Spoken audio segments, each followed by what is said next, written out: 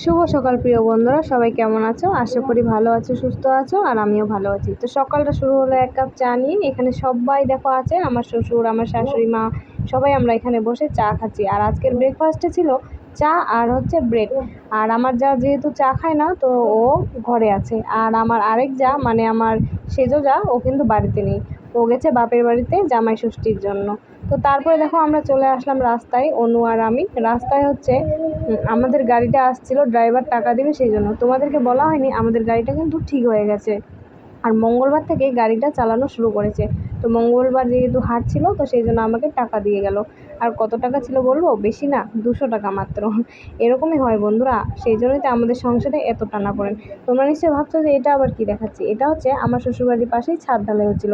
দেখানোর কারণ এটাই যে এখানে যে ঢালাই করতে লোকগুলো এসেছিল, তো সেগুলো হচ্ছে আমাদের বাড়ির পাশেরই লোকজন ছিল সব। আর আমার মাও কিন্তু একসময় এই কাজগুলো করেছে। আর দেখো এখানে সমস্ত কিছু রেডি হয়ে গেছে রান্না করার জন্য। কুমড়ো ছিল, মশলাপাতি, আর মাছ ছিল। আমার শাশুড়ি মা মাংস খায় না, তো সেই জন্য মাছ নিয়ে এসেছিলো। আর কুমড়োর ঘাটি হবে, আর মাংস তরকারি হবে, বাস এটুকুই।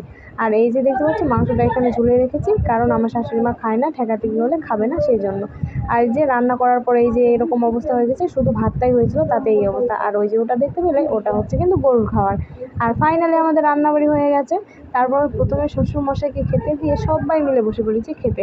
না না, সবাই না, আমার যা কিন্তু আমার মেয়েকে নিয়ে আছে। আজকে যেহেতু জামাই ষষ্ঠী, তো এখানে ষষ্ঠী পুজো হচ্ছিল। ষষ্ঠী পুজো সেরে দুপুরের ঘুম দিয়ে তারপরে কিন্তু আমরা চলে যাব আমার পিসির বাড়ি। আর বেশি কিছু শেয়ার করতে পারিনি তোমাদের সাথে। তো দেখো বন্ধুরা, আমরা কিন্তু এখন পিসির বাড়ি চলে এসেছি। আর এই যে অনু আর আমার পিসির হচ্ছে ছেলে এখানে খাচ্ছে, জুস খাচ্ছে। আর এই যে তনু। তো কেবলই আসলাম পিসি বাড়িতে। আসতে চেয়েছিলাম না, তো তবুও আসলাম। পিসি ফোন করেছিল। তো সারাদিন হচ্ছে কোনো কিছু মানে শেয়ার করতে পারিনি তোমাদের সাথে, তো কেউ কিছু মনে করো না।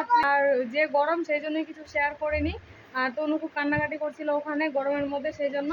তো চলো বন্ধুরা, আজকের ভিডিওটি ছিল এই পর্যন্তই।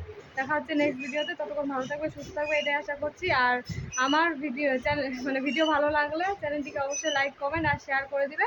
আজকের মতন এই পর্যন্ত।